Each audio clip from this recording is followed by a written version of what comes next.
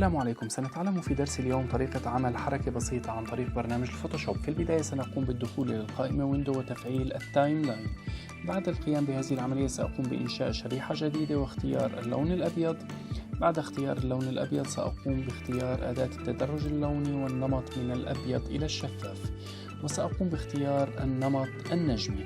بعد اختيار هذا النمط سأقوم بالعمل بهذه الطريقة، ثم سأقوم بمضاعفة هذه الشريحة عدة مرات وتحريكها فوق الصورة. ولعمل تأثير الحركة لابد من توسيع الشريط الزمني بهذه الطريقة. في الشريحة الأولى سأقوم بإظهار الشريحة الأولى، في الشريحة الثانية سأقوم بإظهار الشريحة الثانية، وهكذا.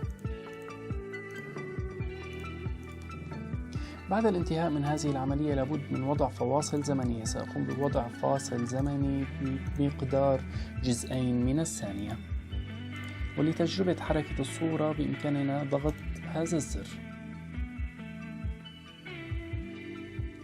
لحفظ الصورة بالامتداد جيف المتحرك بإمكاننا الدخول إلى القائمة فايل Save for Web ثم القيام بعملية الحفظ.